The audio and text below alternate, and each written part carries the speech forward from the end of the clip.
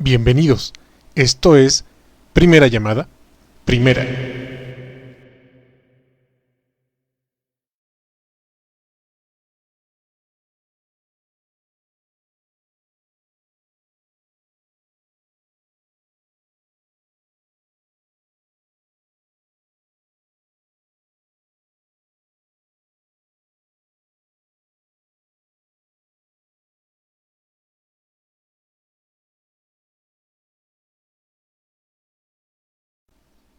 Esto es Segunda Llamada. Segunda.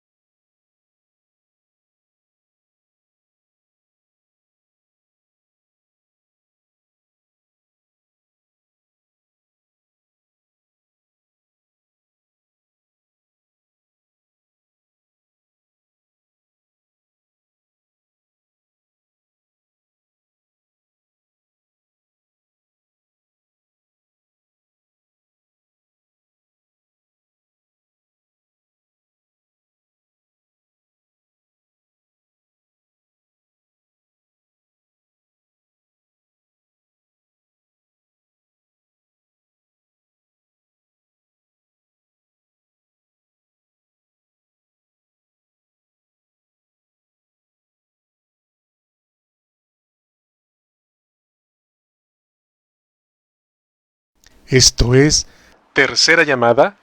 Tercera Llamada. Sean todos bienvenidos. Principiamos.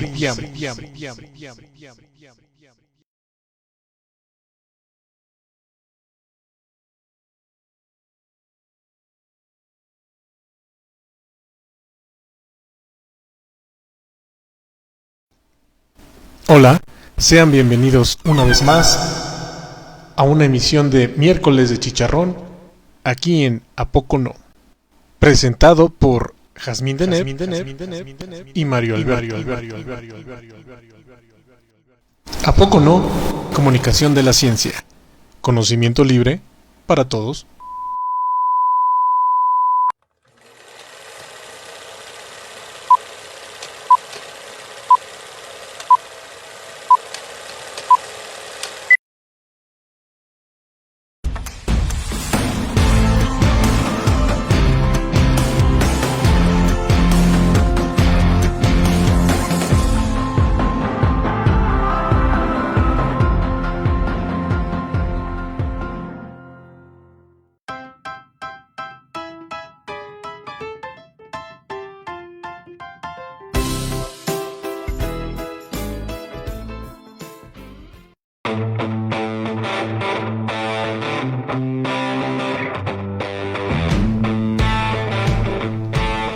Abro mi micrófono.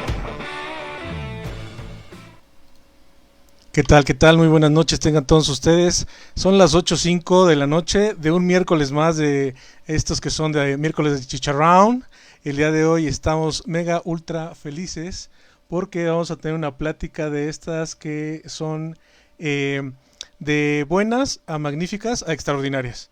Ya hemos tenido a nuestra ponente en otras presentaciones en A Poco No. Vamos poniendo mientras en la página que es www.apocono.mx, en la parte de productos, la parte de miércoles de chicharrón, que ahí pueden ver que ya hay un montón. Pues en esta, donde no tiene foto, me encanta. Miércoles de chicharrón, el día de hoy, prendan sus cámaras. La físico Gracia Vázquez Castro nos va a enseñar, mostrar, indicar o decir el por qué, quiénes, cuándo, desde cuándo se han hecho esto de que hemos caído en esto de la pandemia, de dar nuestras clases, todos aquellos que hemos sido docentes, dar nuestras clases en vivo, ¿no? En vivo y en nuestras casas o en nuestros lugares o donde se puede. Pero ahí andamos echándole los kilos, ¿cómo no? Totalmente en vivo. Mi nombre es Mario Alberto. El día de hoy estará como moderadora la doctora Deneb Ortigosa, y en Gracia, literal, así, en Gracia nos va a traer una plática súper buenísima. Enciendo sus micrófonos, chicas. Muchísimas gracias por estar aquí. Nos vemos luego. Vámonos.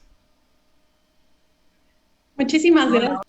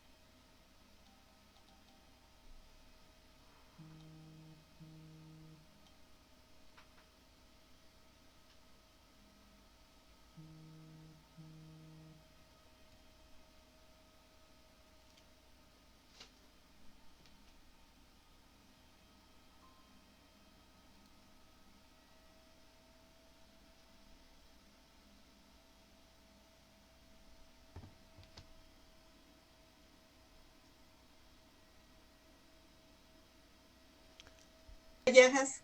Sí, adelante, podemos empezar si nos compartes tu pantalla, mientras les recuerdo que pueden hacer sus preguntas y comentarios en el chat. Estamos transmitiendo por Facebook Live de A Poco No, de la MAT Comunicación y de Ciencias TV, nos tienen cargando en este instante, Les voy a perdón, interrumpir tantitito, tantitito de los voy a... Ciencias TV. Muchísimas gracias a todos por estar aquí. Estamos viendo,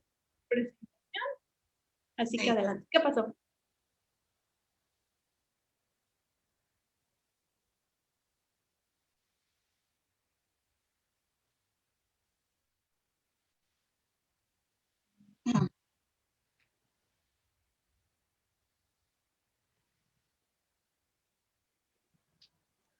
Perfecto.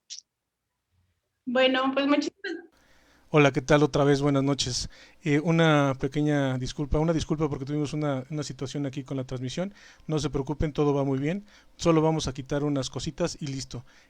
Adelante, dejamos de compartir la pantalla, por favor, en Gracia.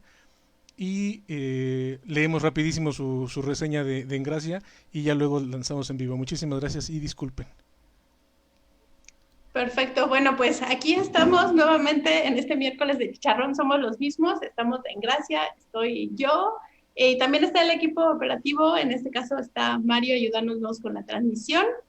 Eh, Voy a leer la reseña de Engracia nuevamente. Ella es física de profesión y maestra de vocación. Ha tenido alumnos de varios niveles educativos, pero se siente muy cómoda con los alumnos preparatorianos.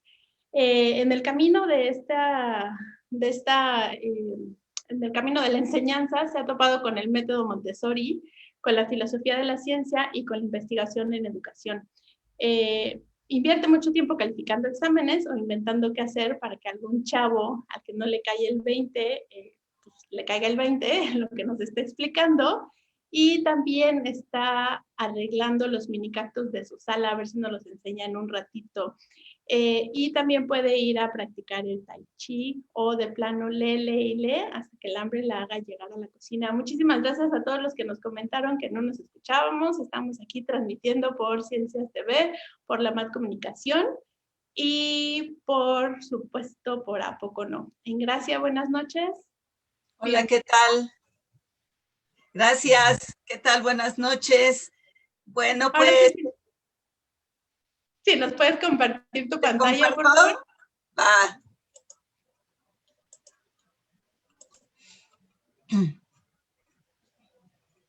Perfecto, adelante. Cuando quieras, puedes empezar. Bueno, prendan sus cámaras. Frase que se ha instalado en nuestro vocabulario. Un año sin escuela. Pues sí, ya tenemos un año que ocurrió que nos encerraron en nuestras casas. Entonces, tenemos, espérame tantito, te voy a dejar de compartir porque no está jalando la presentación, pero en un segundo te atiendo.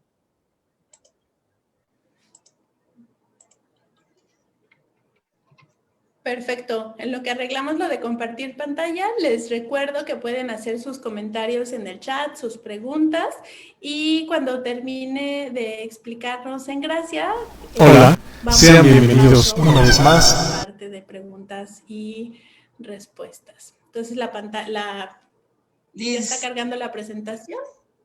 Ya estoy cargando la presentación. Y listo. Listo. Gracias. Pues como les decía, sucedió hace un año, más, días menos, y apareció esto en las noticias, y creo que todos teníamos cara de ¿what? La palabra pandemia produce miedo por sí sola, y no sabíamos en realidad qué estaba por venir. Acto seguido, un acuerdo que cierra todas las escuelas hasta el 17 de abril. ¿Y qué hicimos todos en ese momento? Pensemos, hace 360 y feria de días, ¿qué hicimos? Yo les voy a decir qué hicimos. Prepararnos para las vacaciones por adelantado. Pues al fin ya nada más faltaban 2 semanas para la Semana Santa.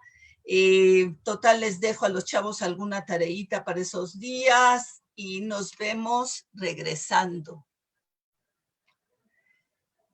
Para eso vamos a ir explorando para ver qué nos está pasando. ¿Cuál es el oficio más antiguo de la humanidad? Pues no es el que están pensando. El oficio más antiguo de la humanidad es enseñar y educar.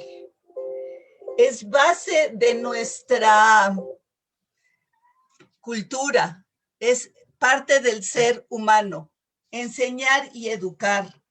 Es la manera en la cual el ser humano se ha hecho tantas bolas con historias, valores, culturas, idiomas. Esto es lo primero que hizo el ser humano para poder ser humano. Entonces, había que educar, había que enseñar, hay que transmitirle a los jóvenes y a los niños lo que se supone que tienen que hacer para sobrevivir. Y no solamente eso, también se transmiten historias, se transmiten cuentos, se transmiten leyendas y valores. Pero estos niños no iban a la escuela, obviamente. La escuela no es el lugar para enseñar único. La palabra escuela, de hecho, deriva de schole, ocio y tiempo libre. Eso era la raíz de la palabra escuela. Y es el territorio de los saberes. Es donde nos encerraron para aprender. La escuela en realidad aparece, la escuela esta, maestro, niños, jóvenes, aparece alrededor del siglo XVIII y aparece en Prusia. Parece ser que la institución perseguía un poco como de adoctrinamiento, un poco como preparar a los ciudadanos en la disciplina y la obediencia. Y ese es el momento en el que aparece la figura del docente. Y el docente, de alguna manera, está comprometido a cumplimiento de reglas y a control, lo cual se vuelve algo muy determinante para la evolución de esta sociedad.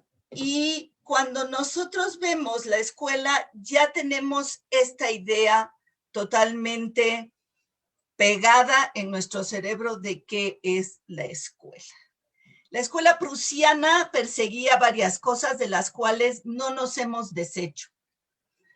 Separar a los niños por edades, obviamente bajo la premisa de que tienen las mismas capacidades a cierta edad.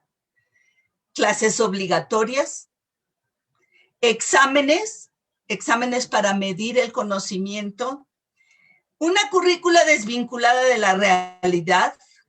Esto es aprendizajes que no encajan en las necesidades cotidianas del estudiante. O sea, las necesidades cotidianas del estudiante se resuelven por fuera de la escuela. La escuela enseña otra currícula. Aparecen los sistemas de calificaciones, sistemas de premios y castigos, presiones sobre maestros y alumnos, aparecen los horarios estrictos, aparece el encierro en el salón de clases y un pequeño monstruo que venimos heredando, la tarea. Puse la palabra en inglés homework porque la palabra homework es más descriptiva. La tarea en español la usamos para mucho tipo de cosas, pero homework lo dice clarito, el trabajo en tu casa. Y esta es la idea de escuela en la cual hemos crecido, a pesar de que tenga ya tantos siglos, esta idea de escuela. Esta escuela generó un tipo de docente. Aquí tenemos a esta maestra. ¿Qué tipo de docente vivimos, experimentamos, sufrimos, amamos casi todos los seres en el mundo? Pues este tipo de docente que entra y dice, se sientan y se callan, no entra nadie después de que ya entre yo, se quedan todos sin recreo. ¿Y tu uniforme? Si siguen hablando los voy a separar. No sé si ustedes la han oído, pero es una de las más usadas. Y pues una nueva. Guarda el celular. Siéntate bien. Abran el libro en la página, bla, bla, bla. Dame el acordeón. Esta es la típica de examen, ¿verdad? Dame el acordeón. Salte de clase. Ya no lo soportamos. En el salón no se come. Baja los pies de la silla. No pueden salir al baño. Esta también es muy socorrida. Cuéntanos el chiste para que nos podamos reír todos. Y obviamente a la dirección. Por cierto, yo cada vez que mi jefe o mi jefa me dicen que pases a la dirección, todavía siento el mismo hueco en el estómago que sentía en la secundaria, sinceramente. Siento que se me va la sangre a los pies porque no sé qué va a pasar cuando te mandan a la dirección. Entonces les voy a compartir aquí un videíto para vernos a los docentes en acción. Toman carpeta y bata y nos vamos al laboratorio, por favor. Voy a pasar lista. ¿En dónde está la bata? ¿En dónde está tu bata? Tienes 5 minutos para conseguir una bata y es la última vez que te permito entrar a mi clase con una bata que no es tuya. Y te voy a poner falta. Yo no sé qué vayas a hacer. Ve a buscar a las cosas perdidas a ver si encuentras una. Próxima semana, si no traes bata con tu nombre, no entras.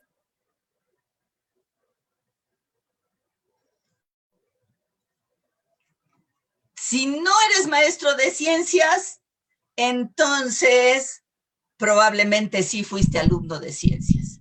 Y la crisis de las batas antes de la clase de laboratorio. Toman carpeta y bata y nos vamos al laboratorio, por favor. Todos los días. ¿Qué es esta imagen del profesor? Esta imagen del profesor es casi una caricatura del actuar con los jóvenes y este adulto que supone que es el que pone el orden, necesita estos recursos. ¿Y por qué necesita estos recursos? Salón de clase es un ambiente con un público, que yo le llamo el público cautivo, con un maestro que yo le llamo un personaje, y entonces se escenifica en el salón de clase un pequeño improvisación en la que el profesor se sabe más o menos sus líneas porque tiene que estar improvisando en todo momento. El público no pidió estar ahí en la mayor parte de los casos, si estamos hablando hasta el grado de preparatoria. Y uno entra al salón, adopta su personaje, así como en este video, y todo se realiza bajo esta dinámica, bajo una dinámica de yo hago mi papel de maestro, tú haces tu papel de alumno. Es indispensable para este modelo que el profesor esté al frente del salón, es indispensable que los jóvenes hagan su actuación, y su actuación incluye la indisciplina. Entonces, es una especie como de juego, por no decirle guerrita, en la que a ver qué tan mal me puedo comportar y a ver qué tanto te puedo castigar. Y es una dinámica que en mayor o menor grado la tenemos bien instalada para dar nuestras clases. Estas clases no siempre producen interés en el estudiante. Y eso es por decirlo suavecito, por decirlo con florecitas y con adornado. En realidad, el estudiante no entiende, no es que no entienda el tema lo puede entender, no entiende para qué. Y yo creo que especialmente los maestros de matemáticas nos enfrentamos ¿y a mí eso para qué me va a servir? Los maestros hemos experimentado, hemos armado varias respuestas. Y entonces una de estas respuestas es, algún día te va a servir. Pero si somos honestos, estamos mintiendo. Otra respuesta que hemos armado es, lo que estoy haciendo es enseñarte a pensar. Lo cual habría que contrastarlo no solo con el contenido, sino con la metodología, con los procedimientos, cómo estamos enseñando, no solo qué estamos enseñando. Y bueno, en algún momento yo sí les he contestado, pues mira, en realidad para nada, pero viene en el examen. Y entonces hay hay como un sistema cerrado en el cual tú estudias para pasar el examen, pasas el examen y tienes que estudiar para pasar el examen. Y en realidad nadie le ve el sentido, incluyendo nosotros, incluyendo los docentes. Los docentes nos sentimos muy comprometidos con el contenido. Y cuando no alcanzamos a dar todo el contenido del curso, pues se nos empieza a entrar tremenda angustia. Y entonces, a la hora de que nos enfocamos en el contenido, todas las frases, estas que estábamos aquí, las usamos todo el tiempo. Y ahora me pregunto, ¿cuánto tiempo de mi clase se lleva repetir toda esta retahíla varias veces en el día? Bueno, en el día no, en una hora. Y entonces, ¿qué pasa cuando la escuela se queda sin salón de clase? Todos ustedes que han sido docentes pueden estar ya identificando varias sensaciones. Unas tienen que ver con este proceso del duelo, de ¿y ahora qué hago sin mi salón y mi plumón y mi borrador y qué hago, cómo les hablo, dónde les hablo, cómo les digo, por qué les digo, qué va a pasar cuando yo esté en línea? Y algunos de nosotros ni siquiera entiendo qué es lo que tengo que hacer. Y entonces entramos a una vida de cuadritos. Nos quitaron a nuestros alumnos, no les vemos los pies, no le podemos decir baja los pies, no les podemos decir suelta el celular porque lo tienen abajo, no le podemos decir que no coma, después de todo está en la cocina de su casa. ¿Qué vamos a hacer? ¿Qué vamos a hacer si todo mi guión, el guión que me aprendí para estar frente del salón de clase, no lo puedo repetir más? ¡Qué angustia! Entonces, aquí les tengo otro videíto simpático sobre la vida de cuadritos. Sí.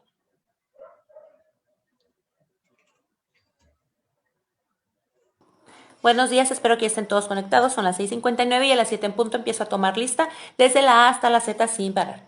Usted la que va llegando ahí en pijama, tiene 20 segundos para irse a poner el uniforme y regresar. Las reglas para la clase en línea son muy importantes y es por lo que vamos a empezar. Regla número 1, los quiero a todos aquí sentados a las 7 de la mañana, bañados, cambiados, planchados, con el uniforme puesto y bien desayunados. No hay permisos para ir a comer, ni para ir al baño, ni para tomar agua. No quiero ver ningún plato, servilleta, tenedor, ni vaso que haya quedado de su desayuno. Por favor, me limpian la mesa donde vayan a trabajar porque desde aquí puedo ver todas esas basuritas que les quedaron del pan de su desayuno. Es muy desagradable. También, por favor, se lavan las manos porque a la hora hora de que estén tecleando yo no quiero escuchar teclas chiclosas de todo lo que embarraron del desayuno. Y por favor, les voy a pedir que los trabajos me los entreguen a las 12:55 a más tardar, porque a la 1 de la tarde yo cierro la computadora y ya no voy a revisar nada. El que se conecte un segundo tarde a mi sesión ya no se conecte porque ya tiene falta. Va a quedar bloqueado automáticamente y ya no va a poder tomar la clase. No quiero ver pasar a su perro corriendo por atrás y tampoco.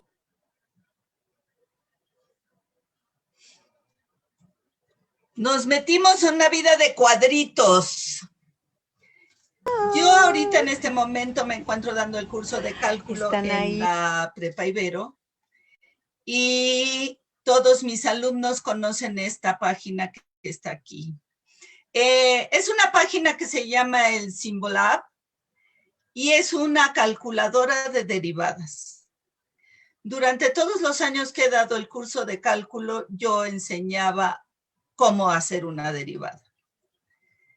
Y ahora resulta de que esta página les dice cómo, paso por paso.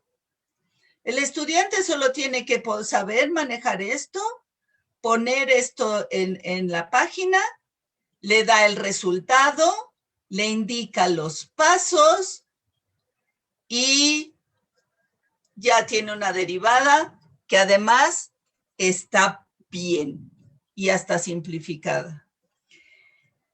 De repente, la realidad de la educación en este momento es que lo que enseñábamos prácticamente ya no es necesario enseñarlo. Prácticamente cualquier estudiante de cálculo va a poder calcular derivadas. Obviamente puede calcular muchas cosas el Symbolab, no solamente derivadas, vean, gráficas, geometría. Todo tipo de matemáticas se pueden resolver con una página de internet. Y si estás en el salón de clase, lo que hago es prohibirles que abran el internet, no permitirles tener una máquina en sus manos. Pero no estoy en el salón de clase.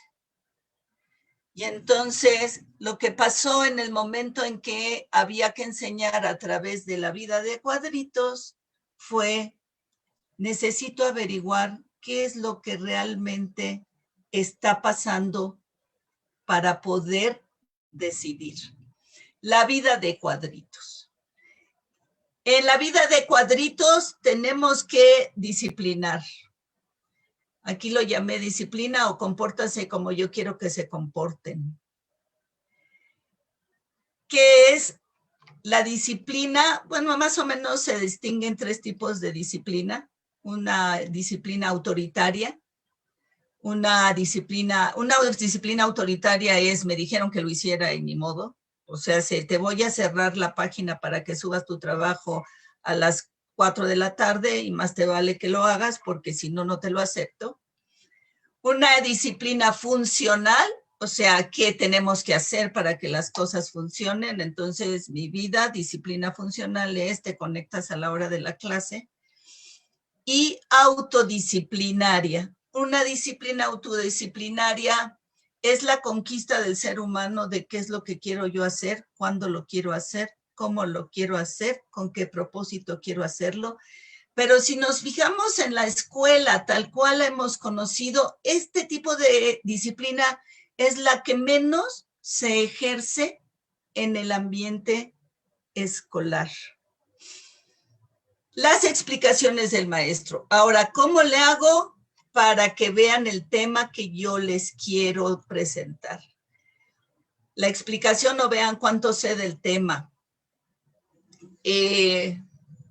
Yo me he cachado, pero también he cachado a profesores que el momento de estar enfrente del pizarrón y haciendo alarde de todas las habilidades, especialmente los que enseñamos matemáticas, que tenemos manejando esos monstruos que se llaman ecuaciones, monstruos que se llaman integrales, monstruos que se llaman derivadas. Y hay veces que uno realmente se extasía enfrente del pizarrón y el estudiante tiene que prestar atención y hacer preguntas. Si son inteligentes, mejor. Al final de la sesión, la tarea o termina lo que no pudimos hacer en la clase. Esto se supone que se hacía fuera del salón de clase, se supone que una tarea es para aplicar lo visto en clase y se supone que es para que el estudiante dedique más tiempo a lo visto en clase. De nunca, o sea, si lo vemos fríamente, el estudiante realmente hace la tarea con estos dos propósitos en mente. El estudiante hace la tarea porque el maestro se la va a revisar y le va a poner una calificación, lo cual ocasiona terrible ansiedad, terrible angustia y necesita entregar algo, necesita entregar su tarea. ¿Y qué es lo que va a hacer para entregar su tarea? Pues muy sencillo. En mis tiempos que obviamente son muy lejanos, yo en la secundaria llegaba con mi tarea y también en la prepa. Yo hacía la tarea de mate, pero porque los que hacemos matemáticas hacemos ese tipo de cosas monstruosas. Y entonces yo llegaba con mi tarea de matemáticas a la clase y casualmente el día de la entrega de la tarea de matemáticas todo el mundo me esperaba con ansia sin igual. Y en cuanto yo entraba al salón de clase, lo primero que era es, hiciste la tarea de mate, pásala. Y como a mí me daba igual, pues yo les pasaba la tarea de mate. Nunca me enteré cuántos facsímiles se hacían de mi tarea y eso era lo que se entregaba. Claro, era muy tardado, la ansiedad, y luego si yo no llegaba a tiempo, había que estar copiando en friega y algunos se equivocaban al copiar y cosas por el estilo. Pero ya vivimos en el siglo XXI y en el siglo XXI no tenemos ese problema. No, para nada. Entonces, si el estudiante está a las 9 de la noche y se da cuenta, ay, híjole, la tarea de mate, pues es muy sencillo, agarro mi celular, le mando un WhatsApp al que sabemos que hace la tarea porque le da por hacer esas cosas. Oye, ¿me pasas la tarea? Y obviamente, pues entre cuates, uno siempre se echa la mano, la tarea llega fotografiada a su celular y se da su buena 15 minutos para copiarla y que hasta le quede bonita y con colorcitos. Entonces, la tarea no ha cumplido con estos dos propósitos casi nunca, especialmente en tareas de matemáticas que tenemos el problema de que así como el Symbolab resuelve las derivadas, pues yo no me puedo enterar si las copió de Symbolab o no las copió de Symbolab. Y en mis investigaciones acerca de la tarea, porque hace ya muchos años que yo me declaré en contra de las tareas a casa, resulta de que para los niños la tarea no contribuye en nada a su aprendizaje. Y para los jovencitos de secundaria, algunas tareas como más bien escritas, ensayos, proyectos y cosas así. Y para los chicos de preparatoria, si se trata de un proyecto, pero un proyecto que realmente esté complicado, donde sí tengan que investigar, probablemente sí contribuya con su aprendizaje. En la mayor parte de los casos no contribuye con ningún aprendizaje. Y luego el ritual que culmina un periodo, que culmina un semestre o que culmina un año. Los exámenes o cuidadito y copias las respuestas. El estudiante en un examen tradicional tiene que responder preguntas y ejercicios de memoria y tiene que manejarse trabajando bajo presión de tiempo. Ahora, estas 4 cosas que están aquí, ¿cómo le hago para hacerlo en mi vida de cuadritos? ¿Qué hago con la disciplina? ¿Qué hago con las explicaciones? ¿Qué sentido tiene la tarea cuando estás estudiando en la clase fue en tu casa, concretamente en tu cocina o en tu recámara? Y los exámenes. Entonces, profesores, regresamos ¿cómo se llama? íbamos a regresar después de vacaciones, no regresamos y el aviso es, ahora todo se va a hacer en línea y el primer grito de terror fue, ¿y cómo vamos a hacer para que no copien en los exámenes? Esa era nuestra pregunta. Lo que creo que debimos de habernos preguntado es qué es lo que realmente debemos enseñar. ¿Cuál es la esencia? ¿En qué debo enfocar mi atención para averiguar si el estudiante está adquiriendo las habilidades, los conocimientos y la capacidad de razonar que teóricamente debe de aprender cuando yo estoy al frente de mi clase? Y se nos cayó todo el teatrito. Se nos cayó el teatro de nuestro salón de clase, el sacrosanto recinto de los exámenes, las calificaciones, las explicaciones, los apuntes, el cuaderno, el plumón, el borrador, y nos dejaron enfrente de estas pantallas a una distancia que no nos permite checar si el estudiante está trabajando, no está trabajando. Y nuestra experiencia entonces se convirtió en cuadritos negros con un nombre. Y lo que todos hemos hecho mofa, por supuesto, ya desde hace meses, sesiones espiritistas.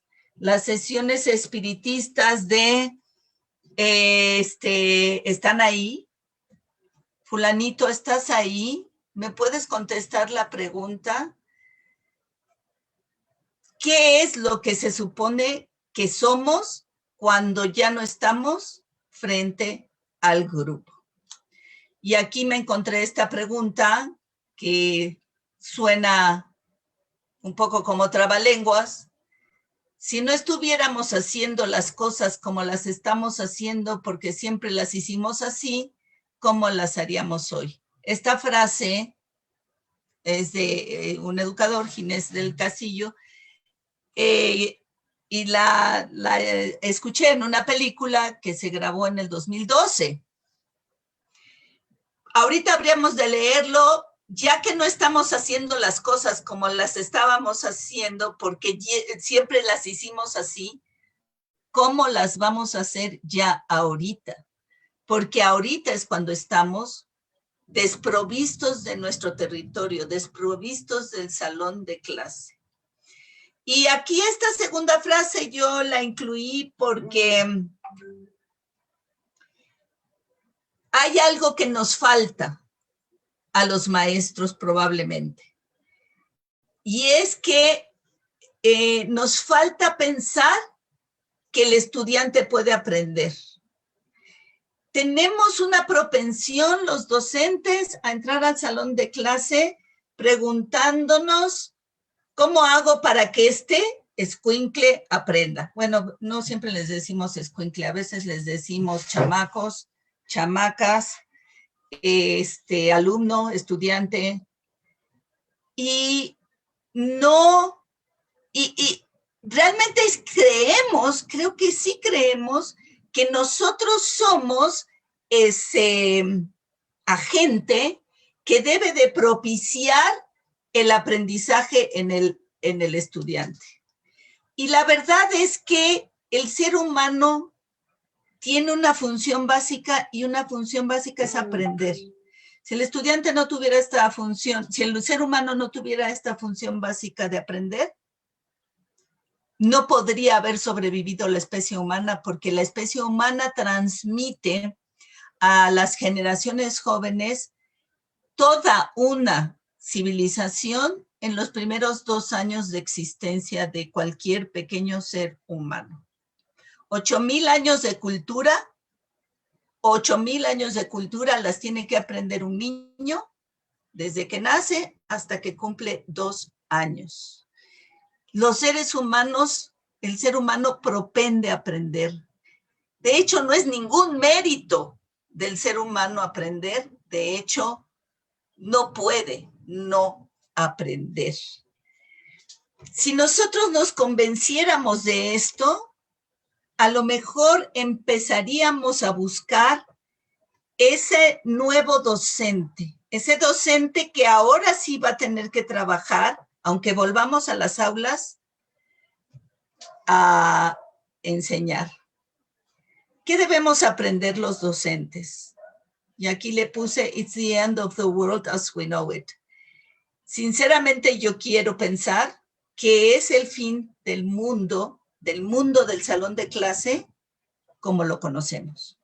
Que ya tenemos que armar un nuevo salón de clase. ¿Sobre qué bases? Hay bases pedagógicas. Montessori brindó una base pedagógica, Dewey, Vygotsky. Y sobre todo, Montessori y Dewey y Vygotsky, lo que más acentúan es que la escuela puede efectivamente ser ese ambiente, ese lugar en donde se dé el aprendizaje. Es un lugar donde los maestros no hacen estos numeritos de control, estos numeritos disciplinarios, donde los maestros debemos de desapegarnos del examen, la tarea, las calificaciones. Algo de eso tiene que cambiar, o todo. Sinceramente, los salones sí creo que seguirán existiendo y van a seguir existiendo y vamos a vivir y a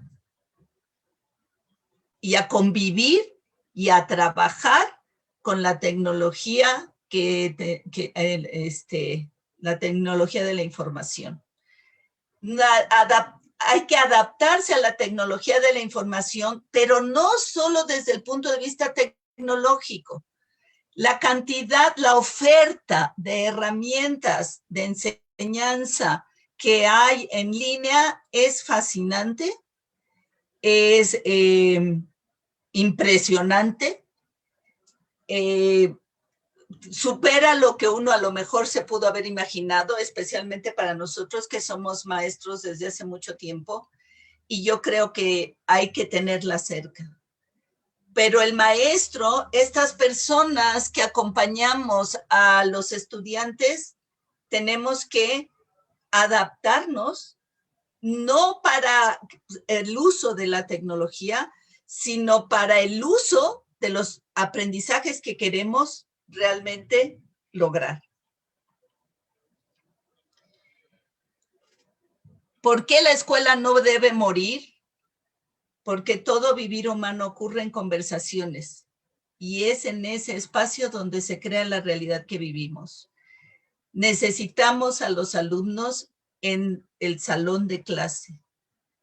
Aunque el salón de clase no vuelva a ser lo que fue, necesitamos que trabajen juntos. Necesitamos conversaciones. Necesitamos que unos aprendan de los otros. Para estudiantes, para los niños y para los jóvenes, probablemente la universidad sea distinto. La universidad, el estudiante es un adulto. Es un adulto que ya saben la que se metió y aún así necesitan de la otra, de su compañero de clases, de la vida de estudiante. Pero si hablamos de niños y hablamos de jóvenes, por favor, vamos de vuelta a las aulas. Pero docentes, vamos de vuelta a las aulas con una nueva propuesta. Los maestros deben descubrir su propio ser, su propio potencial, en descubrirse más allá de las creencias y la educación que hemos recibido. Muchas gracias a todos. Muchísimas gracias, Engracia, por esta por esta charla sobre qué está pasando con la educación, que ya venía siendo de una forma, y una de las frases que nos compartiste me deja súper pensativa en el sentido de, pues ya llevamos un montón de tiempo haciendo unas cosas y ahorita estamos cambiando de forma, pero estamos haciendo lo mismo replicado en nuestras pantallitas, y a lo mejor vale la pena pensar que podemos estar actuando de otra forma, ¿no? Muchísimas gracias a las personas que nos están viendo a través de las diferentes redes sociales que nos dan la posibilidad, a través de Ciencias TV, a través de la MAT Comunicación y a través de A Poco No. Hay algunos comentarios que me gustaría que al final de esta transmisión pudieras leer directamente, porque hacen referencia a muchísimas cosas y muchos aspectos más que preguntas, son reflexiones, ¿no?, que deberíamos de estar considerando. Saludos a las personas que nos están viendo de los diferentes estados de la República. Y tenemos una pregunta. Cuando nos estabas hablando sobre estas frases célebres que nos han dicho históricamente en las aulas, ¿hay alguna sugerencia que nos pudieras hacer de no digas esta frase, pero di esta otra, lo de no comer, siéntate, compórtate, etcétera, etcétera? ¿Hay alguna sugerencia desde tu perspectiva? Yo creo que si en el momento de ir a repetir la frase tal cual la aprendí, ¿sí? Siéntate y cállate. Si me doy un brevitito espacio para pensar qué es lo que estoy diciendo y con qué propósito lo estoy diciendo, es probable que ya no salga esa frase, sino salga otra, ¿sí? Es probable que además, que incluso pierda la importancia de que esté sentado y callado. Es probable que lo que yo quiera, en vez de nada más siéntate y cállate, es requiero que estés en silencio mientras yo estoy explicando. Y podemos hacer un pacto, podemos hacer, entrar en complicidad con el estudiante, algo así como negociación, tú cállate mientras yo hablo y yo te dejo hablar cuando yo me calle. Y entonces se deja uno de repetir automáticamente sin pasarlo por el filtro. Seguramente, bueno, sí lo he hecho y sí lo he puesto en práctica. Al principio es muy cansado, y uno siente que son eternidades de tiempo explicándole a la criatura, aunque la criatura tenga 18 años, que necesita silencio para poder dar la explicación.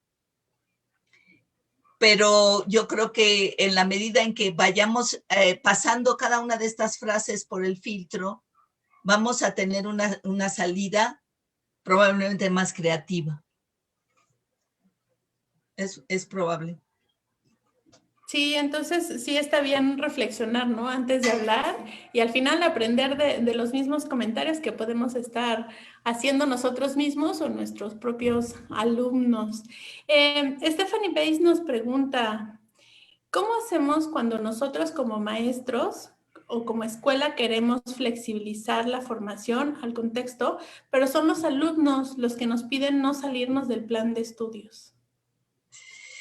Es una tensión, se genera en esos casos una tensión, perdón por el gatito, pero se genera una tensión porque especialmente si tenemos alumnos más grandes, o sea, que ya están en secundaria o ya son más grandes, el estudiante ya está hecho a la escuela.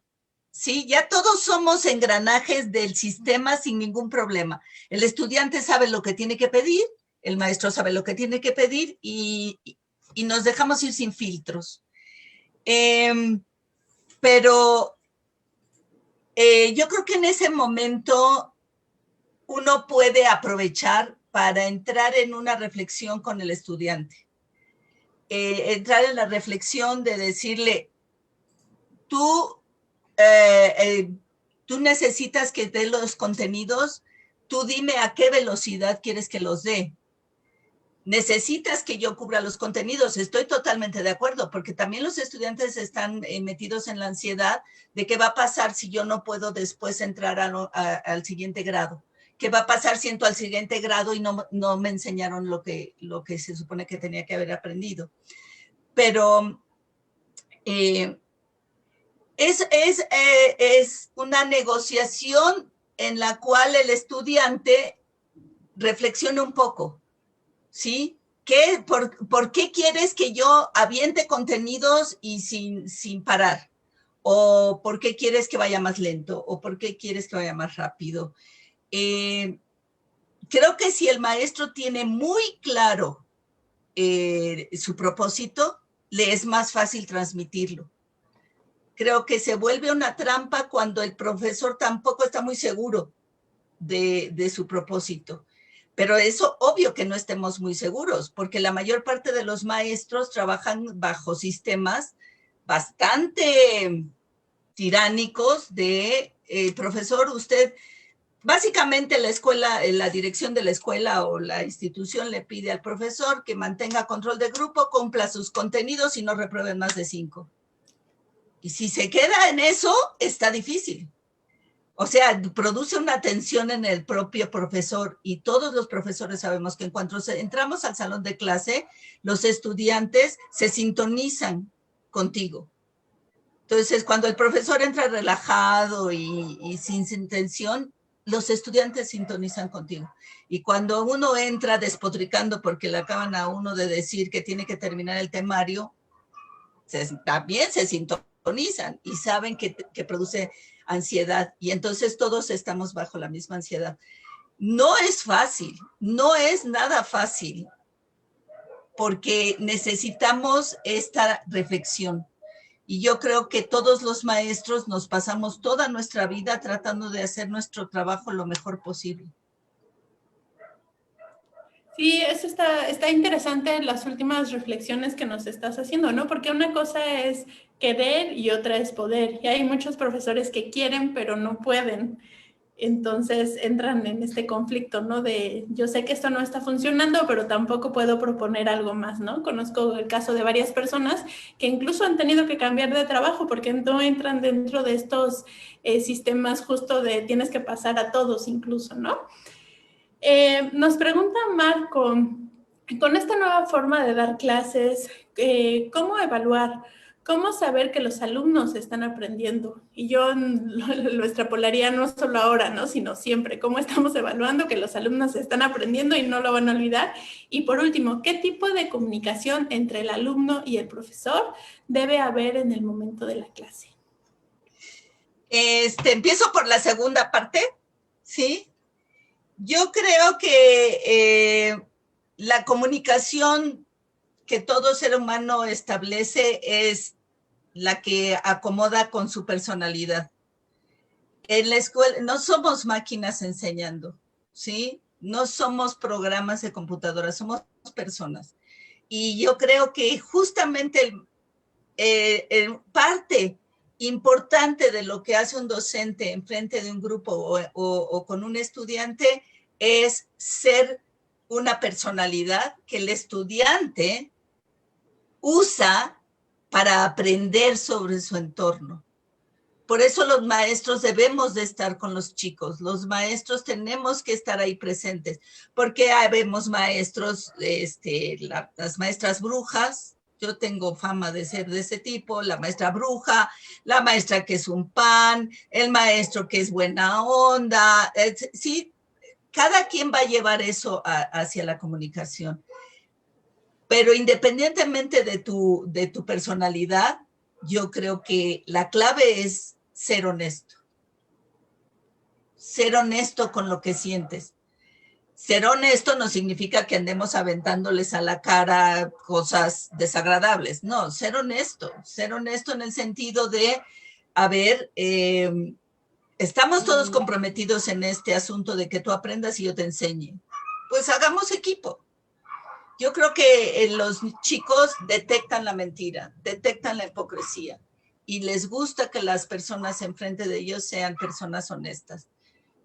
Y de ahí, del alma, porque cuando uno lo hace con el alma, es el oficio, no solo el más antiguo de la humanidad, sino el oficio más gratificante que se pueda encontrar, porque se va el alma. El docente da algo que cada vez que lo da, tiene más, que es el conocimiento. Y entonces, honestidad, yo creo, con honestidad va. Y la primera parte era, ¿me la recuerdas, Jess? Sí, cómo evaluar y cómo saber que los alumnos están aprendiendo, si quieres complementar. Híjole, yo creo que hay varias bibliotecas llenas y todavía no encontramos la clave. Yo que fui guía Montessori a nivel primaria,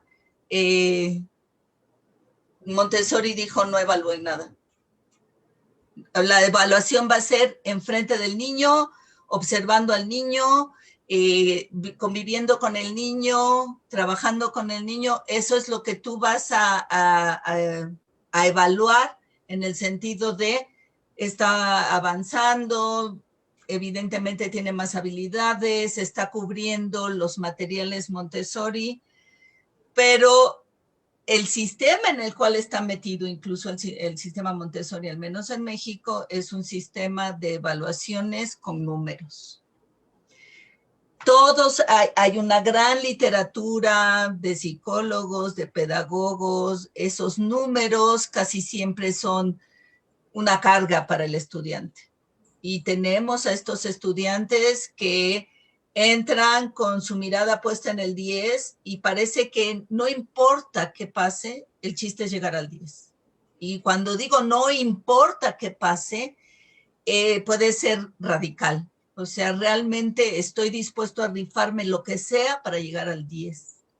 Estos chicos están siendo evaluados en sus casas con estos números, con estos resultados. Son chicos de resultados. Y esta sociedad del siglo XXI hace gala y fomenta este tipo de cosas. ¿Cómo, Claro. ¿Cómo evaluar, por ejemplo, ahora mis exámenes de cálculo, pues no consisten en calcular la derivada de estas funciones y les reviento una lista de 5 funciones, las más complicadas, ¿verdad? Que tengan una cara muy complicada para que el estudiante las derive, porque pues ya les mostré, ¿no? El Symbolabs lo va a hacer. Entonces, ahora me he puesto a, describe cómo vas a integrar esta función, describe el método que no sé qué, para propiciar que el estudiante sienta que algo va a pasar en la clase, en línea, algo va a pasar que es importante y que no está en el símbolo. Si yo no transmito que hay algo que hay que aprender en la clase, pues les vale. Pues claro que les vale, tienen 17 años, prefieren estar pegados en el chat. Entonces, modifiqué mis exámenes tratando de involucrarlos en el proceso, porque para ellos está siendo muy difícil. Para nosotros está siendo difícil, para ellos también. Entonces, podríamos explorar por ahí. Pero de verdad, sí es una reflexión de, ¿y yo qué quiero que aprendan? ¿Para qué enseño a derivar si las páginas estas derivan? Y estoy buscando. Creo que ahí tenemos mucho campo para echarle harta imaginación al asunto. Muchísimo campo. Sí, al final también es usar las herramientas que están disponibles, ¿no? No, o sea, que sí sepan cómo hacerlo, pero además, ¿qué herramientas usar para que lo logren? Yo tengo muy mala memoria, y entonces, pero siempre sé en qué libro tengo que ir y qué buscar, o cuáles son las preguntas que tengo que hacer para poder responderme responderlas usando las plataformas digitales y eso, ¿no? Entonces, a lo mejor eso es más importante, no el final, sino el cómo. Y entonces, si sabemos el cómo, podemos resolver prácticamente cualquier cosa que se nos diga.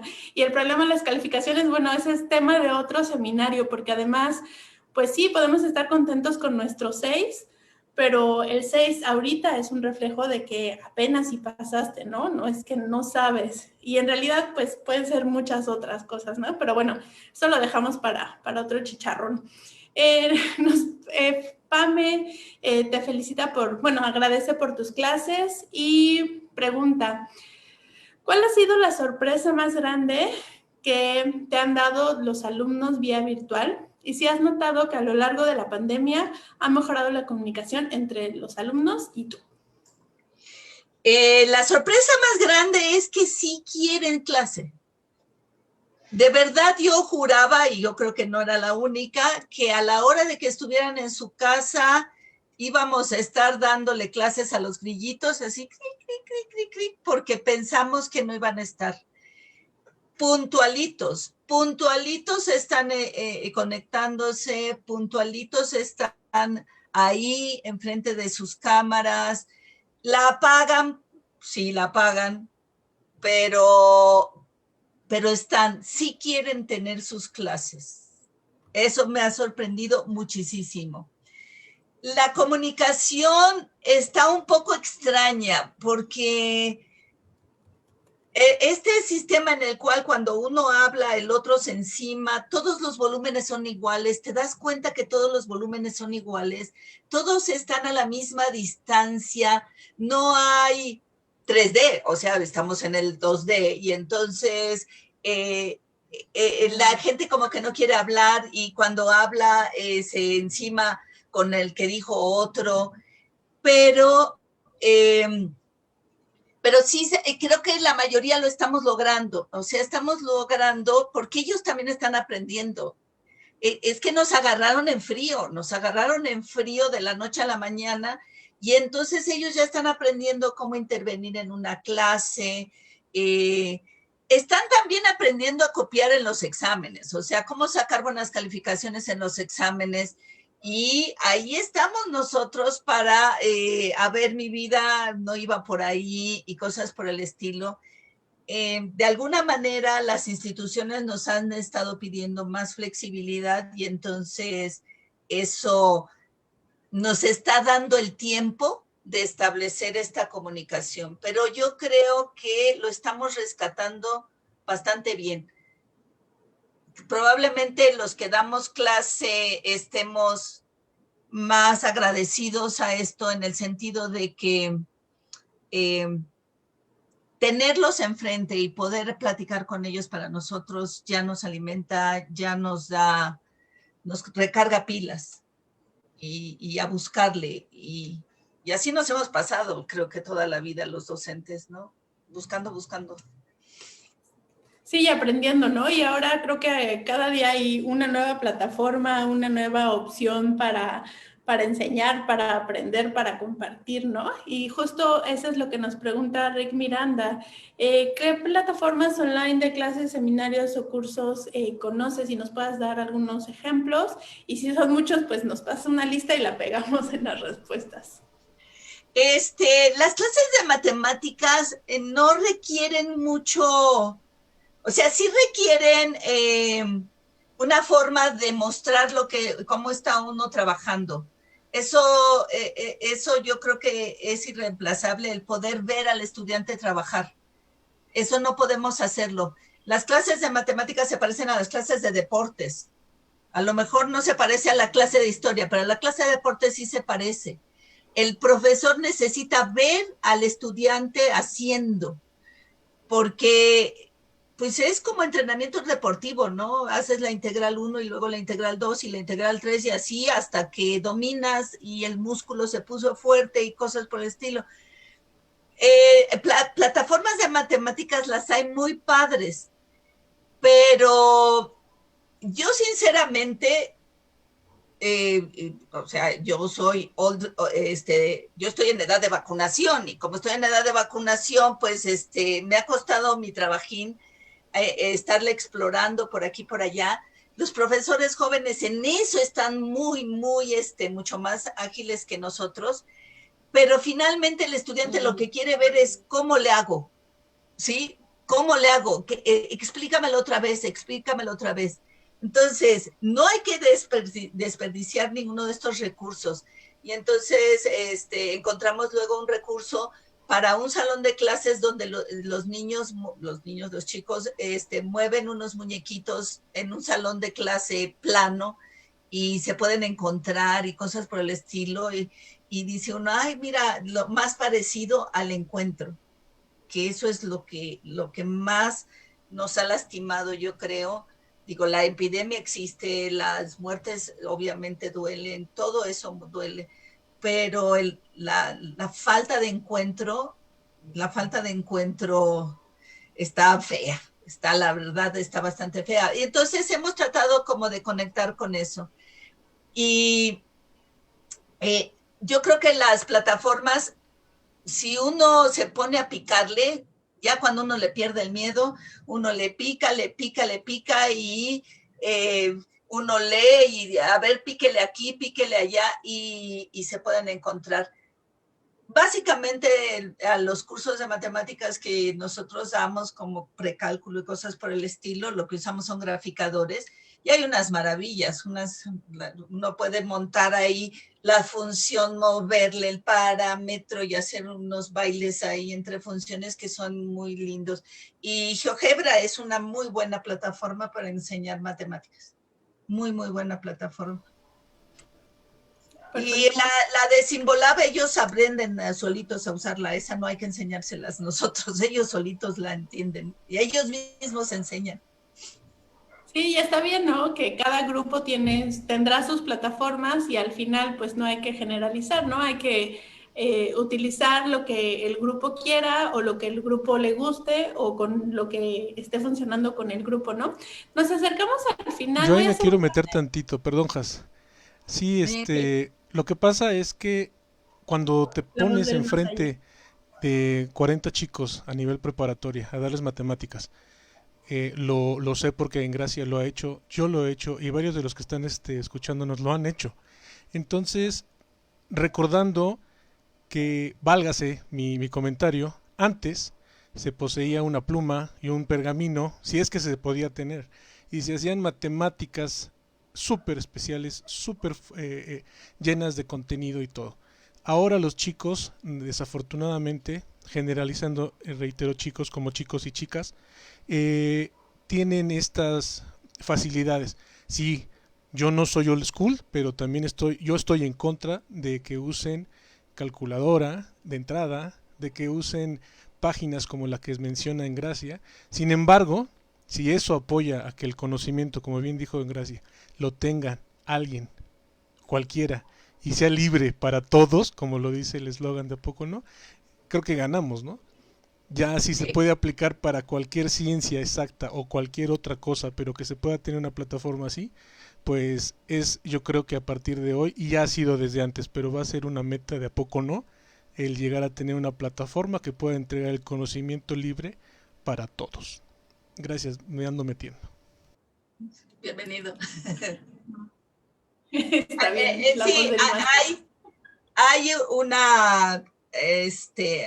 hay un video que es muy, muy famoso de un profesor que ahorita no me acuerdo del nombre, Ken Roberts creo que es, pero no me hagan caso, en la cual él plantea que la educación, el problema de la educación en el siglo XXI es que se enseña igual, que las escuelas son iguales a las del siglo XIX. Y bueno, ahí sí yo siempre me he debatido entre sí pero no, o no pero sí, en el sentido de que efectivamente se parecen muchísimo los salones de clase a los del siglo XIX. Probablemente después de la pandemia ya no tanto, pero se parecen muchísimo. Pero yo siempre pregunto, ¿y qué problema tienen si Einstein revolucionó la física en un salón de esos? O Gauss hizo la matemática que la hizo en un salón de esos. O sea, una de las realidades que yo creo que la mayor parte de los maestros enfrentamos a la hora que entramos a esto fue que los niños tecnológicos no eran tan tecnológicos, ¿sí? Y que el lápiz y el papel tienen su vigencia, siguen teniendo su vigencia. Y en matemáticas, arrastrar el lápiz es como correr. Yo siempre les digo, cuando tú llegas a otro entrenamiento de fútbol americano, no llegas y te ponen en la NFL, no.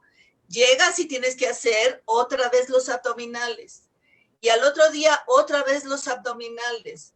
Porque sobre esa base tú puedes después hacer lo demás. Y en matemáticas hay que hacer muchos abdominales para lograrlo. Aparte de estar jugando con los cositos, está padre. Sí, totalmente de acuerdo. Es que practicar, practicar y practicar, pues es la clave del éxito, aunque suene muy trillado.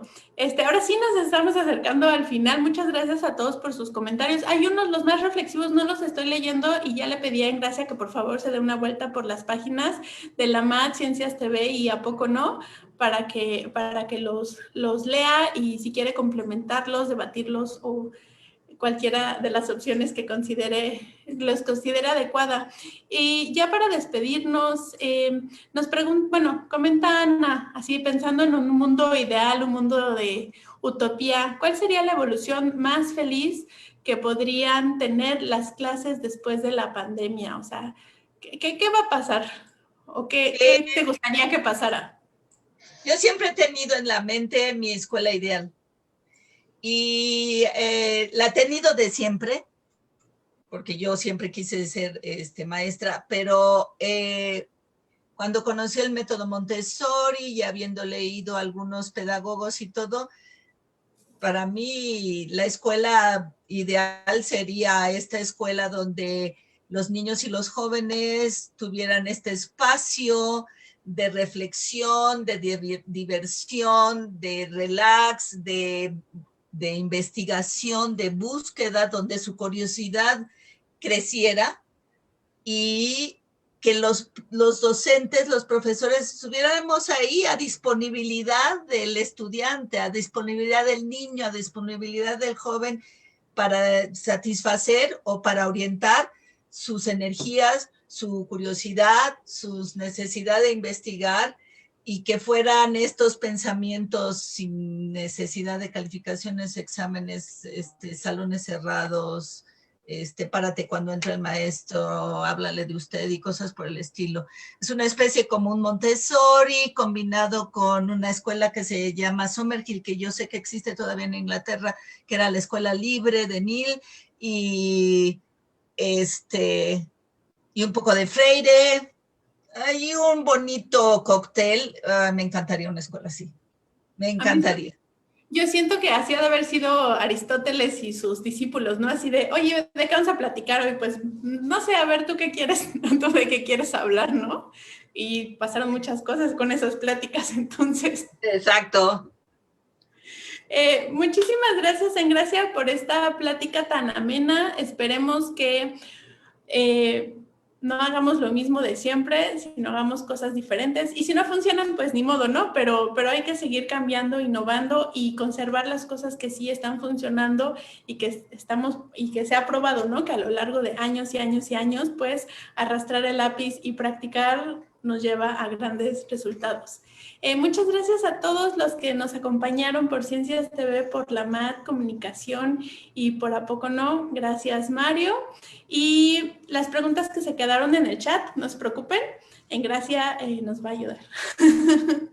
Claro. No sé si quieras cerrar con algo, Engracia, o ya nos vamos a cenar. Ojalá y no tengamos otra plática como esta dentro de 365 días. Ojalá que volvamos a las aulas. Sí. Y si la tenemos, ojalá que tengamos soluciones para aprovechar este encierro. Claro que sí. Muchas gracias. Buenas noches, que estén muy bien. Gracias, Engracia. De nada. Gracias a todos por estar aquí.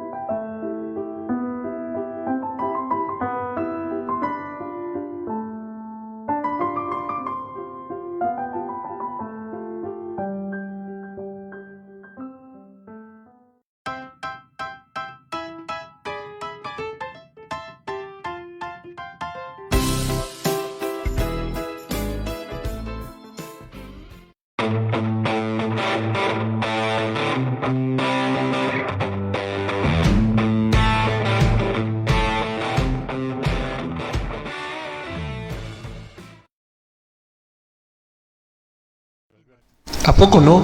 Comunicación de la ciencia. Conocimiento libre para todos. Hola, mi nombre es Jasmine Denier. Soy bióloga, estudié en la Facultad de Ciencias de la UNAM y actualmente me dedico a estudiar moluscos. O dicho de otra forma, soy malacóloga y conquilióloga. Hola, mi nombre es Mario Alberto. Soy físico por parte de la Facultad de Ciencias de la UNAM. Y pues estamos aquí haciendo una empresita que llamamos A Poco No. También estaremos en algo de radio o haciendo algo de radio. Espero sea de su agrado.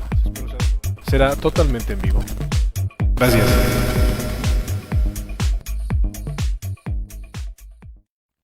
A Poco No Radio. Otra forma de oír ciencia.